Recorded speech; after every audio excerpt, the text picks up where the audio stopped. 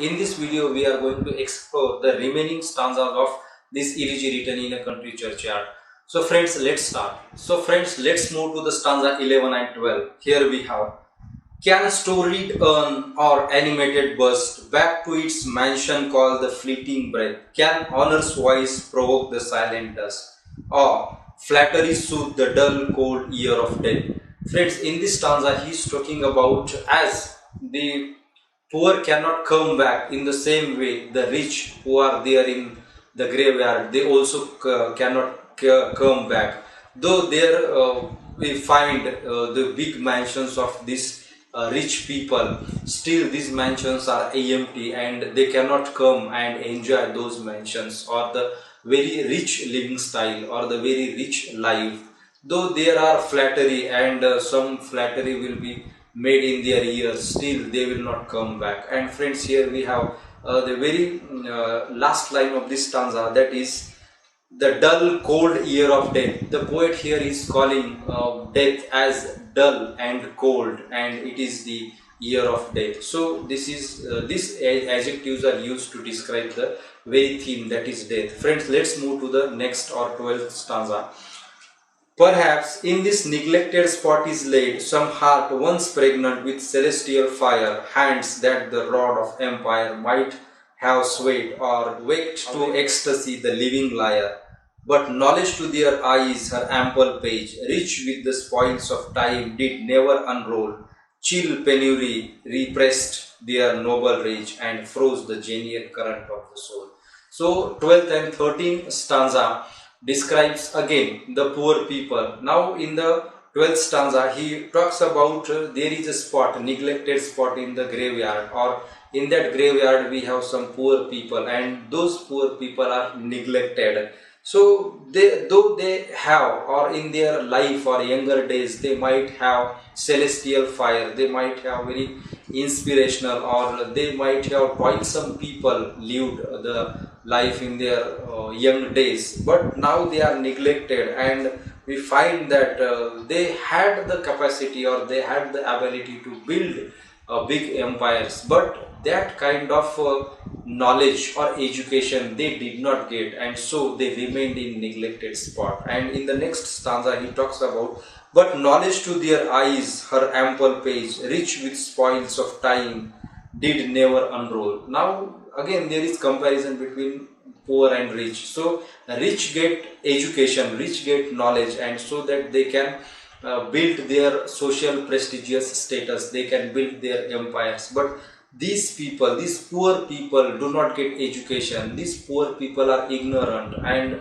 they don't have knowledge, and due to lack of knowledge they cannot build big empires, they cannot earn wealth, they cannot earn social status, and they remain in the annals neglected, they remain in the annals of history without any pages. So this is the description. The next stanza here we have: full many a gem of purest ray serene, the dark unfathomed caves of ocean bear. Full many a flower is born to blush unseen and waste its sweetness on the desert air. In this stanza he is thinking that if these people had opportunity, these people have got opportunity, they might have worked beautifully, they might have built their lives beautiful, they might have become the blossomed flowers, fully blossomed flowers, they might have become very successful people in their life. And he describes them as full many a gem of purest ray serene. So these people are the gem in the ocean, and they lie deep there in the water of ocean. They are fully blossomed flowers in the desert, but they are neglected. So let's move to the next stanza. In this next stanza we find a comparison between the people from great people from the previous century. Some village Hamden that with dauntless breast the little tyrant of his fields withstood. Some mute inglorious Milton here may rest, some Cromwell guiltless of his country's blood. So friends, in this stanza or 15th stanza, he compares these poor people with Hamden of the previous century, a great parliamentary leader who opposed King Charles I in 1642 or in 1640. Again, there we have Milton, there we have Cromwell, and these people of the great caliber, of the high caliber, might lied in those poor people if they have got the opportunity. Only these poor people did not get opportunity, or they had not been come with opportunity and knowledge and education, and so they remained neglected.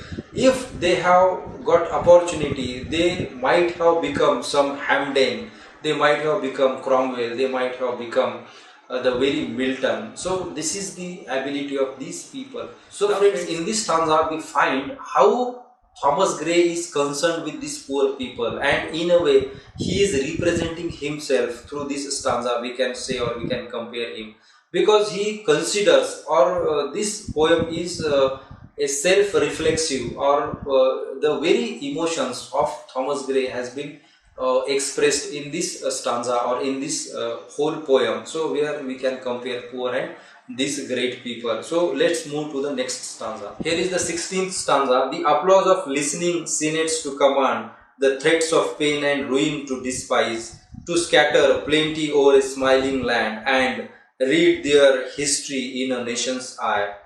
Next stanza. Their lot forbade, nor circumscribed alone their growing virtues, but their crimes confined, forbade to wade through slaughter to a throne, and shut the gates of mercy on mankind.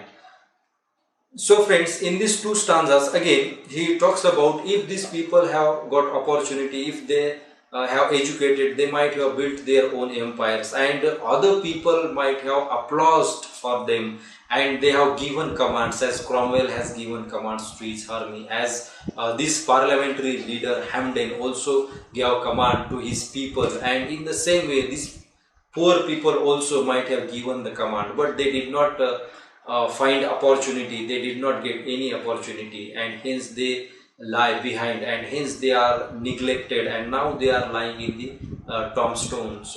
Those tombstones, no one goes there, no one finds them, no one thinks about them, and